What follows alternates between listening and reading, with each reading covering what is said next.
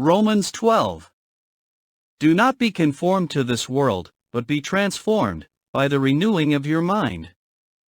This chapter serves as a powerful call to a life of devotion and dedication to God, characterized by genuine love, humility, and service. Paul implores the Roman believers, and all subsequent readers, to offer themselves as living sacrifices to God, an act of worship that involves surrendering their entire beings to His will. Such a transformed life, he argues, is the most fitting response to the abundant mercies of God. Throughout this chapter, Paul emphasizes the unity and diversity within the body of Christ. He highlights the unique spiritual gifts that believers have received from the Holy Spirit and how these gifts are meant to be used for the common good and the edification of the church. In doing so, Paul underscores the essential truth that every believer has a vital role to play within the body of Christ. Additionally, Paul addresses the practical applications of truth, focusing on virtues such as love, sincerity, hospitality, and patience. He provides guidance on how believers should respond to persecution and mistreatment, teaching them to bless their enemies rather than seeking revenge. In all things, Paul urges his readers to overcome evil with good, reflecting the character of Christ in their actions and attitudes. Verses 1-2. Living sacrifice and transformed minds. In these opening verses, Paul appeals to the Roman believers to offer their bodies as living sacrifices to God. This act signifies a complete surrender of their lives to God, dedicated to His service. Such dedication is considered a reasonable response to God's abundant mercies towards them. Furthermore, Paul advises the believers not to conform to the patterns of the world, but rather to be transformed through the renewal of their minds. By renewing their minds, believers can discern God's perfect will, proving what is good, acceptable, and pleasing to Him. Verses 3-8. Unity in the body of Christ and spiritual gifts. Paul emphasizes the importance of humility in the body of believers. He instructs them not to think of themselves more highly than they should, recognizing that God has granted each person a measure of faith.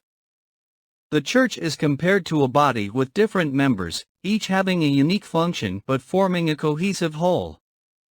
Paul acknowledges the diversity of spiritual gifts given by God and urges believers to utilize these gifts for the edification of the entire body. He lists some of these gifts, including prophecy, ministry, teaching, exhortation, giving, leadership, and mercy. Verses 9-13. Genuine love and Christian virtues. Paul outlines various characteristics that should mark the life of a genuine believer. He calls for sincere and non-hypocritical love, abhorrence of evil, and adherence to what is good. Believers are encouraged to show genuine affection towards one another, treating fellow believers as family and giving preference to one another in honor.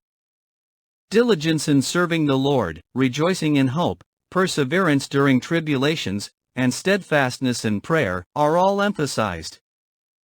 Furthermore, Paul urges the believers to be hospitable and compassionate, sharing with the needs of the saints. Verses 14-16. Responding to persecution and pursuing unity. Paul instructs the believers on how to respond to persecution and mistreatment. Rather than seeking revenge or cursing their persecutors, they should bless them. Believers are called to rejoice with those who are rejoicing and weep with those who are weeping, showing empathy and brotherly love and unity. Unity is stressed, as Paul urges the believers to be of the same mind towards one another, associating with the humble rather than being proud and conceited. Verses 17-21. Overcoming evil with good.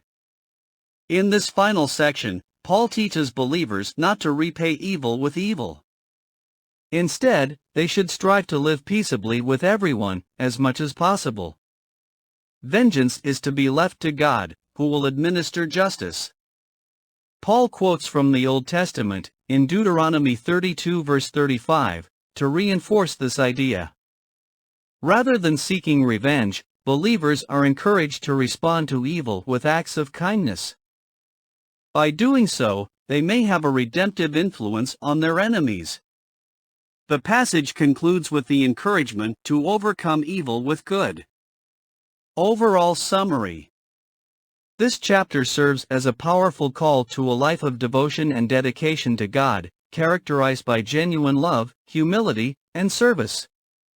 Paul implores the Roman believers, and all subsequent readers, to offer themselves as living sacrifices to God, an act of worship that involves surrendering their entire beings to His will. Such a transformed life, he argues, is the most fitting response to the abundant mercies of God. Throughout this chapter, Paul emphasizes the unity and diversity within the body of Christ.